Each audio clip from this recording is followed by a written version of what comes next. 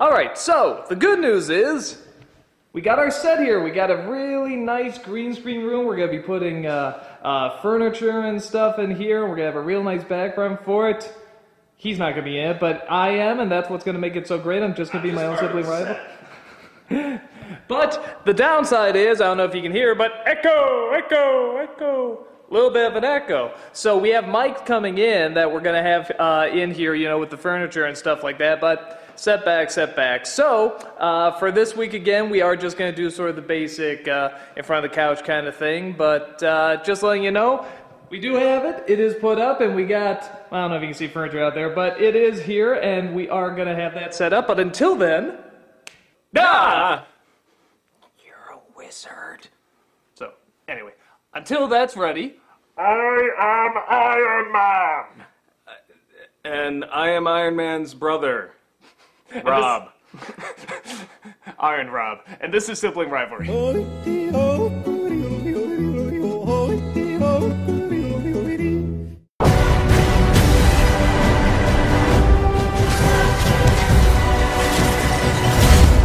I'm not afraid of you. No politics here. Just good old-fashioned revenge. Tony Stark is back as Iron Man in the third installment of the most likely not trilogy. I'm sure they're going to make more of these. The increasingly inaccurately named trilogy that's going to happen. And this time he's going up against the Mandarin, played by Ben Kingsley. He's the head of a terrorist organization called the Ten Rings. And he pisses them off so much that not only do they try and take out his bodyguard, but they also try to take out his girlfriend and his home. And Tony Stark is out for all-out war. On the surface, this pretty much seems like a very straightforward comic book film, and on the surface, that's essentially all it is, which, if you're looking for a straightforward comic book film, it's great. However, if you're looking for something that's a little bit more meaty, has a little bit more development, there's two major problems with it. One is Tony Stark, this bastard, never learns from his mistakes, and is finally getting to a point where it's getting a little annoying. I mean, this is a guy who literally, out of emotional anger, goes on TV, announces his home address to the world, calling out the terrorists, and has no backup plan. And guess what happens? They come and blow his house up. Guess who's at home, too, by the way, Pepper. Yes, his girlfriend that he swore to protect. They didn't show the scene where she was watching the television at the time going, what the f... But you can imagine. This has got to be the dumbest move in superhero history. Giving out your home address, thinking to yourself that he has a plan, and he has no plan. You could have also let Vicky Vale into the Batcave, but, you know, okay, if you want to go with that. Certainly, I think this is worse, because this isn't done by his butler. This isn't done by his AI or anything. This is done by Tony Stark, and that, even though that's probably the biggest, there's a couple mistakes that he makes like this, these emotionally fueled mistakes, from a supposedly brilliant man. And at first, I think they're kind of acceptable because he's going through a story arc, but after a while, you really want to punch this guy because he's putting people in danger. And then the other problem I'll also name is that there's a lot of twists and turns in this movie, which is usually good. And this does throw you for a lot of surprises, but halfway, there's a major twist in it. Of course, we won't give it away. I think a lot of people are going to be pissed off. You obviously have not been on the internet in the past couple days. Are people pissed off? Oh, yeah. Okay, well, there you go. The film builds up that this is going to be a massive movie. This is the, all-out war, revenge. But the way I put it, it's like building up a really, really good, awesome football game, and then halfway through, they give you a baseball game. Now, the baseball game is... What do you got against baseball? No, the baseball game is decent. You un-American bastard. The baseball game is decent, but you're kind of wishing you were going to get that football game they were really building up. So, in my opinion, even though it's promising a football game, you don't get it, but the baseball game is a decent baseball game, if that makes any sense. That's the best way I can put it. So I do recommend it just as a fun little comic book movie, and, good action, a lot of funny one-liners. But if you're looking for something deeper, if you're looking for evolution of the character or a really clever, large, epic story, you're probably not going to get it here. Your thoughts? It was okay. Like, Good night, folks! I'm out. The funny thing about this movie, there's all this talk in the movie about mechanics, and Tony Stark goes through this phase where he's just like, I'm a mechanic, I am this, and since they're all about the mechanics, the only way I can describe this movie is perfectly serviceable. It's like taking your car in, which is on its last leg, and getting all of these things fixed, and getting your car back and being like, yeah, you know what, it's driving all right. There's still a rattle here or there, and they could have done a better job, but when it's all said and done, I can friggin' drive, so... It works. Yeah, but wouldn't it be works. awesome if you got that really awesome car that the mechanic was building up? Yeah, this is not a case where you're going to drive your car in and get a brand new Ferrari out of it. The funny thing is, I liked it fine coming out of the cinema. About 20 minutes afterwards, I started to think about it, and that's when it started to fall apart. So if you go in and just turn your brain off and don't think... You'll be like, hey, this is a lot of fun. I had a good time. There were some funny lines, you know. Much like Tony Stark in the movie. He turns his brain off, doesn't think, and he seems to have fun. Yeah, if that helps you, yes. It's not that there's a twist. The initial twist is actually really good, and once you get through it, you're just like, oh, that's awesome, that's cool. Well, now what are they going to do, though? And then afterwards, you're just like, oh, really? That was it? Like, you know, that's all I can say without really giving it away, but it's like, it's a great idea that they just don't execute well. I was like, oh, that's an awesome idea. Now let's see what the payoff is for that awesome idea. It's not much of a payoff. Nothing. It's like nothing, really. It is clever. I'd even argue there's some good social commentary in there, I would say, you know, even about the media. And the need for villains, the yeah, you know, 24-hour I mean, again, news without going too much into it, I mean, it is clever, but it doesn't give you the payoff that it's really building up. I mean, and again, it's not just the trailers. If it was just the trailers, I'd say false advertising, but the first half, I think we can say, does build up. This is going to be a huge, epic revenge flick. The climax is actually really good. It's probably the best shot thing in the film. But the other problem is, Favreau's films were shot really beautifully. I mean, every single frame was composed well. It looked like a comic book come to life. You know, you had your characters in the foreground in just the right way. You had the action set just the right way.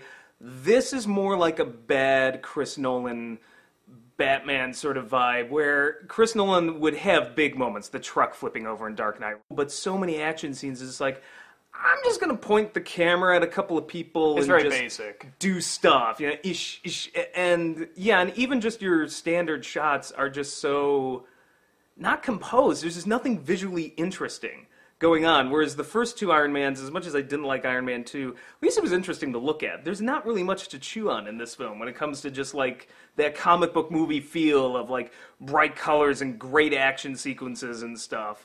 But do you also see what I'm talking about with the main character? Now, you have read the Iron Man comics. I haven't. But do you see what I'm talking about with, is there anything else to do with this guy? Because it seems like the big arc was in the first movie, and then all the other movies he's saying, no, I'm smarter than I look, and he clearly isn't, because he has all these brilliant ideas, but he makes these dumb emotional choices that aren't really bad writing. likable It's anymore. it's not that there's nowhere to go with the character, it's that the screenwriter didn't know what he was doing.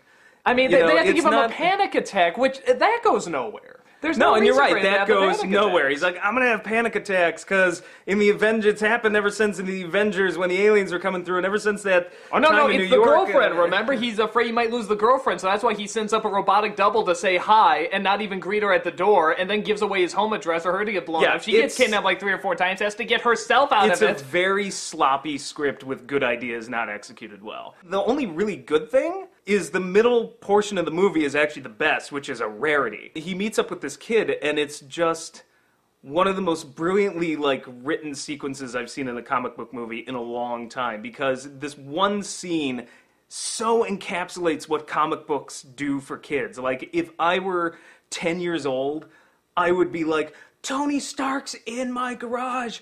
Awesome!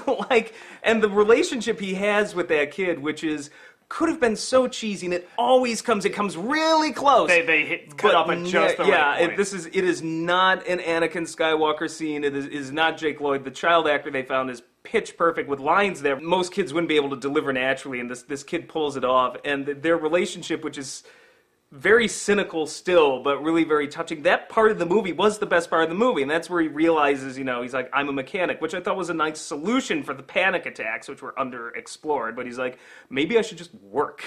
just work through it, you know. And that whole section of the movie was great, and the payoff at the end for that was great. I mean, it's worth the price of admission alone for me for that bit in the middle of the movie. I didn't feel he learned a damn thing. I felt like, oh well, I don't have as many of my toys, but we've clearly proven I can keep making them. I'm just gonna keep making the toys. I feel he did, and I feel the ending stated that, and I feel that's where they were going with it. And I'll believe it just enough because the script is telling me to, but because there's going to be an Avengers sequel, and most likely an Iron Man 4, the rumor's already out, I'm just like, okay, so you say that he learned something, but the next films are just going to probably completely dump on that, so it... Maybe it's the fact that it's like, you know, you can't have this guy learn too much because we like him as a cynic. We like him as the person who says the one-liners, so we don't want to see him learn too much. He has to be able to it's the Han Solo effect. A little too Everybody much, likes Han Solo from Empire the best. Who says, you know the Han I really like? The one from Return of the Jedi, where he was in carbonite for the first third of the movie, and then Ewoks basically kidnap him. gets felt up by Ewoks, and then basically kind of gets Leia and is all domesticated. Now, what did he do in that movie? The more I think about it, nothing. He basically got the Rebel Alliance in a lot of trouble because he keeps stepping on things. Yeah, like, hey, it's me. You know, fly casual, Chewie. Yeah, I mean. So you're right. He can't learn too much because you don't want to destroy what is the essence of the character. To some degree, he's always going to have to be immature. But it's what like Bruce, bothers me is they're trying to say he learned something while also saying, yeah, but we're just going to keep this series going forever. So probably whatever he learned in this movie is not going to carry over into the next one. I felt like I was watching Bruce Wayne from the Dark Knight movies. As everyone progresses, he gets more and more brilliant tech-wise, but dumber and dumber as a human being. Well, his decisions are really stupid. I don't see the evolution in the choices he's made. Here's a guy who always has a backup plan, yet he always puts himself in a position where anyone would have a backup plan going into it, and he never does. But it's not the character, it's the writer. Yes, but the writer creates the character. I know, but I'm saying you said, is this character just done? Are we? And I'm like, no. If you read the comics, there's plenty of places you could go with it. It's just the writer didn't know what to do. It is fun. It's a fun movie. And I remembered it. I couldn't tell you what the hell happened in Iron Man 2. If somebody put a gun to my head right now and said, tell me what happened in Iron Man 2 or I'm going to blow your brains out, I'd be like, there was, Mickey Rourke had an electric whip and there was a race. That's it. That was it. Nothing else. I'd see it once. I did not think it was the worst Iron Man. I thought it was light years ahead of Iron Man 2. It was not as good as Iron Man 1. And yeah, it was dumb fun. You know, it was dumb fun in the moment. If you're looking for the greatest comic book movie ever made, no. But for dumb fun, cool effects, great gizmos, some good one-liners, and as you said, serviceable characters. It's decent. It's a fun date movie. Fun date movie. Just go see some action, you know, and enjoy. So that's about it. I am Iron Man. And I'm his brother, Rob. And we'll see you next time.